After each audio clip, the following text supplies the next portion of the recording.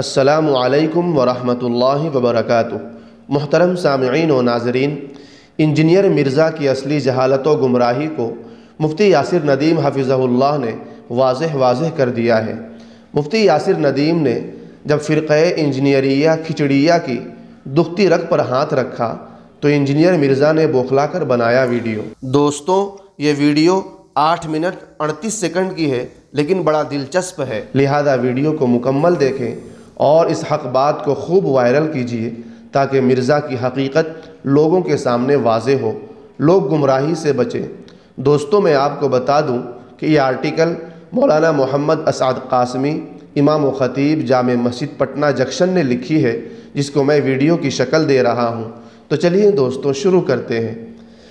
Engineer جی، اب بھاگو نہیں، شیخ الاسلام سے اور متکلم اسلام سے بعد میں بات کر لینا، فی الحال ناظرہ قرآن سیکھ لو اور نحو امیر اور میزان الصرف پڑھ لو اور عربی درجات کے طالب علم سے بات کرنے کی ہمت کر لو۔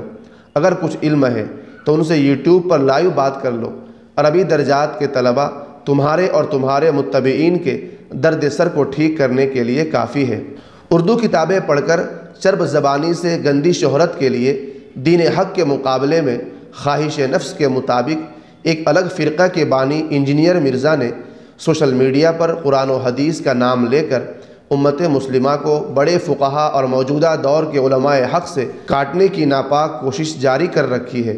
بطور خاص نوجوان طبقہ کو یہ کہہ کر بہکا دیا ہے کہ ان علماء حق سے دین سیکھنے کی کوئی ضرورت نہیں ہے، یہ تمہیں مشکل میں ڈال رہے ہیں، یا تو خود سے دین سیکھ لو یا مجھ سے سیکھ لو، یا جیسے میں نے علماء سے سوشل میڈیا پر سیکھ کر یا انہی کی کتابیں پڑھ کر انہی کے خلاف بولنے لگا ہوں، جس کو جی میں آ رہا ہے جائز کہتا ہوں اور جس کو چاہتا ہوں ناجائز کہتا ہوں، یہی کام تم بھی کر لو۔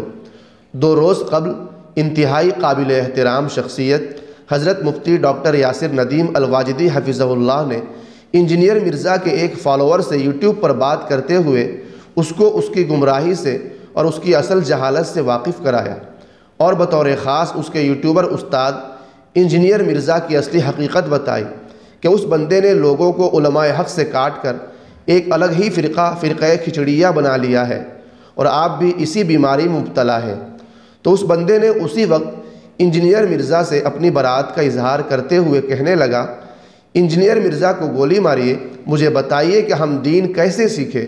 مفتی صاحب نے کہا، آپ پہلے عربی اچھی طرح سیکھیے اور پھر علم اصول حدیث اور اصول فقہ اور اصول تفسیر وغیرہ پڑھیے اور روایات کی سند کے تسلسل کے ساتھ اپنے کو جوڑ لیجئے، گمراہی سے بچ جائیے گا۔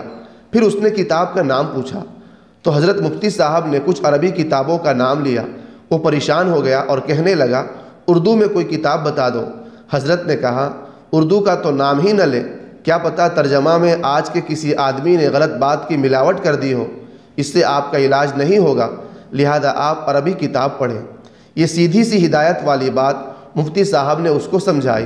آپ پوری ویڈیو مفتی صاحب کے چینل پر جا کر سن لیں، اس میں مفتی صاحب نے سوائے حق اور صحیح رہنمائی کے کچھ بات ہی نہیں کی ہے، اور آپ جانتے ہیں کہ حق بات سے باطل کو کافی درد ہوتا ہے اور حق والے تو خوش ہوتے ہیں۔ تو یہی حال ہوا ہے اس وقت انجینئر مرزا کا کہ جب اس نے اس ڈیبیٹ کو دیکھا تو بوکھلا گیا اور اتنا درد ہوا کہ اب چیخے بغیر اور جان بچانے کے لیے راہ فرار کا راستہ ڈھونڈنے کے علاوہ کوئی راستہ نظر ہی نہیں آیا۔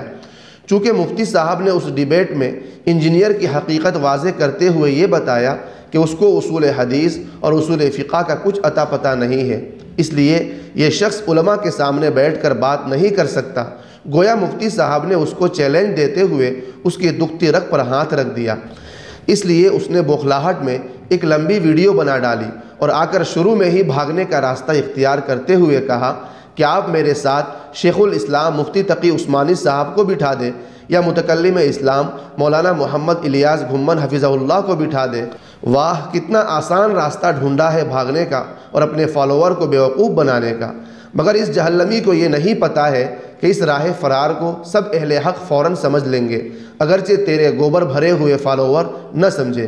اب میں تم سے کہتا ہوں کہ تم ان اکابرین سے بحث کرنے کی بات کہہ کر بھاگو نہیں، دم ہے تو میں تم کو چیلنج دیتا ہوں کہ تم متکلم اسلام مولانا محمد الیاس گھمن حفظہ اللہ کے مرکز کے عربی درجات کے طلباء سے کسی مسئلے پر بحث کر لو، وہ تم کو دن میں تارے نہ دکھا دیے تو پھر کہنا، یا اور آسان کرتا ہوں، چلو تم اپنے ملک کے کسی بھی دیوبندی مکتبہ فکر کے عربی درجات کے طلباء سے گفتگو کر کے آؤ، وہ تمہاری زبان پر تالے نہ لگا دیے تو میرا نام بدل دینا۔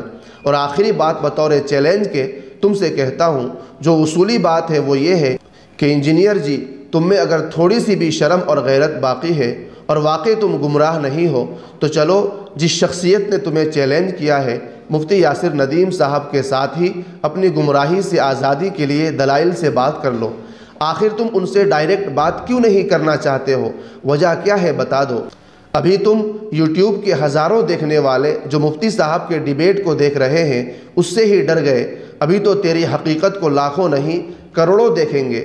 یہ تم کیوں نہیں مانتے کہ حضرت مفتی صاحب علم میں تم سے اتنے بڑے ہیں جیسے تم ابھی عربی اول کے ادنا طالب علم ہو، اور حضرت مفتی صاحب وقت کے استاذ علم و کلا و حدیث و فقہ ہیں۔ ذرا اپنی یوٹیوب پر پھیلی ہوئی ویڈیو ہی دیکھ لو، تمہیں تو قرآن دیکھ کر بھی پڑھنا نہیں آتا، اور عربی میں نحو و صرف کی تم نے جیسی کی تیسی کر رکھی ہے۔ ایک جگہ تم کہہ رہے ہو کان یعبد، یہ مضارع کا صیغہ ہے۔ عجیب بے شرم آدمی ہو یار، تم یوٹیوب پر اتنے سارے لوگوں کے سامنے دھڑلے سے عربی کے ایک صیغے سے بھی جہالت کی خبر دے رہے ہو۔ مرزا ایک جگہ کہہ رہا ہے زانو یعنی ران کو عربی میں پٹ کہتے ہیں، حد ہو گئی جہالت کی۔ ایک جگہ تم کہہ رہے ہو سید زبر کے ساتھ ہو تو اس کا معنی ہوتا ہے غلام۔ لو بھائی کر لو بات، انجینئر نے اپنی انجینئر والی نئی طاقت سے عربی الفاظ کی نئی ایجاد کر دی۔ یہ اتنی موٹی سی بات ہے کہ سید زبر کے ساتھ عربی میں کوئی لفظ ہی نہیں ہے، بلکہ زیر کے ساتھ اصل لفظ سید ہوتا ہے سردار کے معنی میں۔